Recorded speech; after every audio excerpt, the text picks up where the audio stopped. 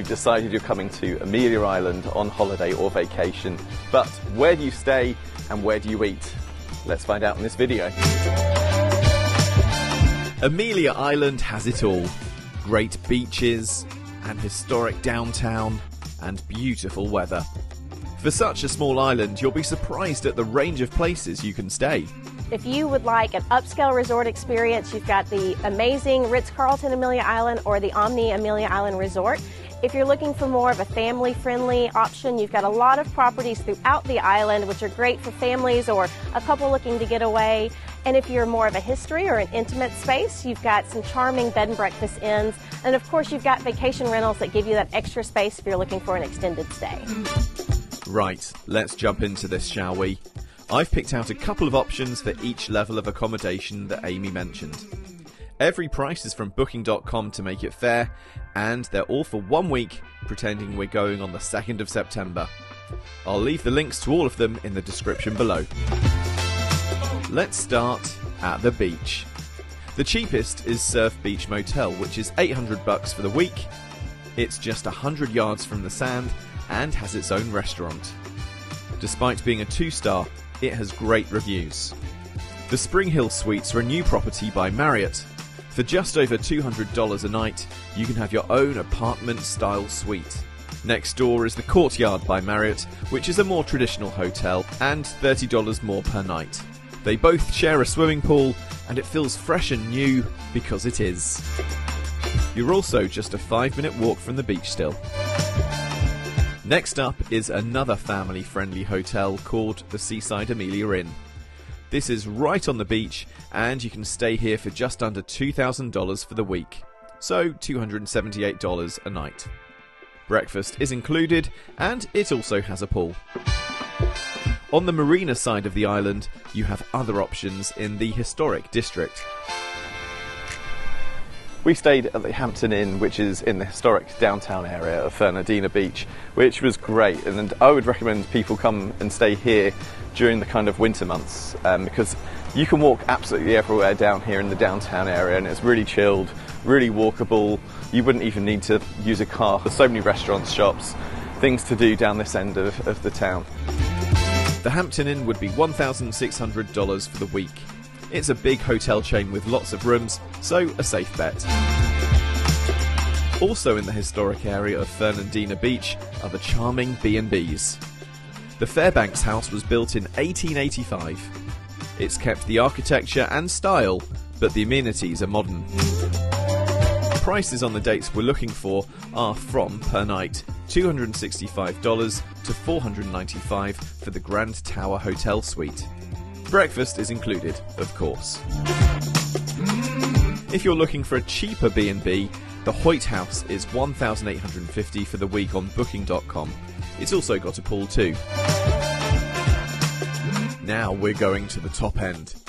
The Omni Resort is a high-end hotel with several pools, restaurants, and even a golf course. It's $2,700 for the week we've put in, so it's the most expensive so far at $396 per night. But you're guaranteed to have everything you could ever need for a memorable vacation here. The final resort option is the Ritz-Carlton. It's a luxury hotel which oozes class. This one is $8,500 for the week, so not for everyone's budget. But if you're the type of person who would pay that for a Florida getaway, you won't be disappointed.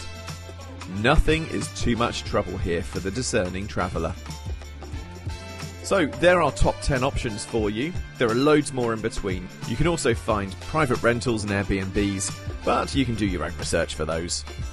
The great thing is that wherever you choose to stay, Amelia Island feels like you're in a high-end destination, but it doesn't feel stuffy.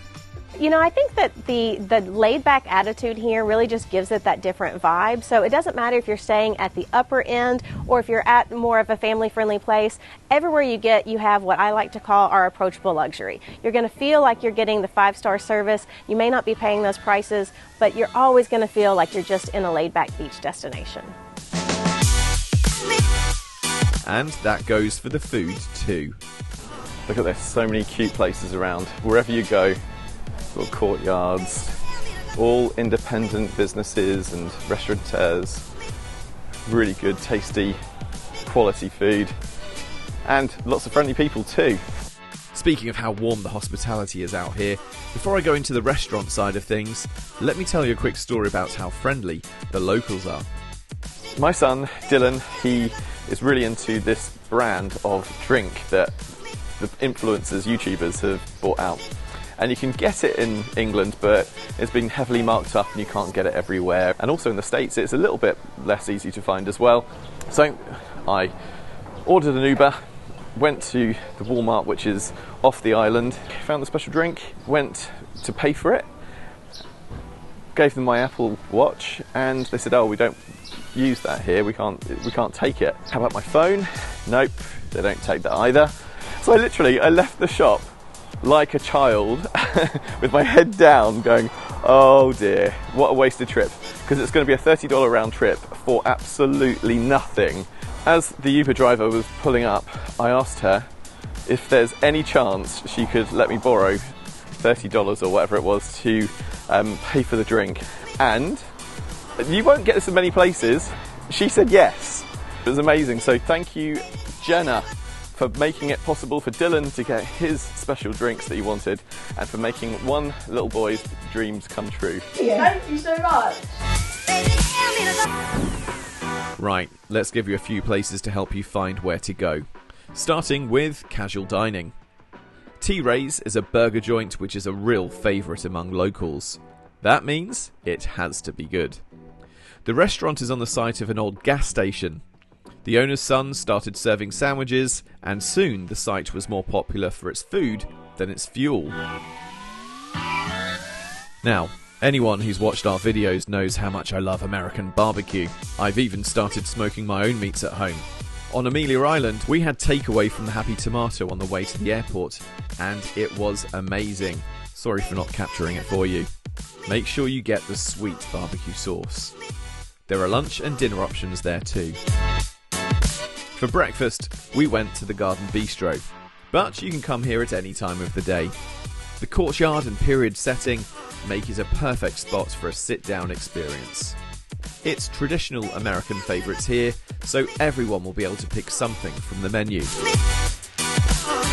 Going upscale now. Dine at Lanyap. Don't worry, I had to Google how to pronounce it too. It's near the Ritz-Carlton, and it's only 8 years old. I had the best pork chop of my life here. The mac and cheese and blackberry jus shows how confident and exciting this restaurant is. If you're a fan of the grill, head to Bob's Steak and Chop House, which is on the Omni Resort, but open to all. Expect perfectly cooked meat, served with their famous sweet carrot. You'll find at their 14 locations nationwide. If you're looking for something truly special, the Ritz-Carlton has a chef's table where you'll have a private seat in the kitchen. The main restaurant, Salt, is a sophisticated restaurant with coastal cuisine on the menu. You'll also find a unique way to dine at the Omni.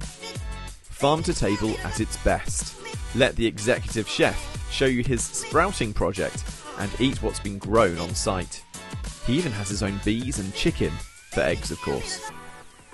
There's a 5-course themed meal once a month. We actually build a kitchen out here. We bring additional tables. You'll have, 70 plates, and we do 5 courses of 70. These are just a few places that I tried while here. The island is famous for its independent restaurant scene, so I'm sure you'll find loads of amazing places that I haven't mentioned. Share your favourites in the comments so we all get to learn where to go next. There we go, hopefully this has helped you plan your visit to Amelia Island. If you haven't watched our travel guide, check it out at the end of the video here. Otherwise, see you soon and safe travels.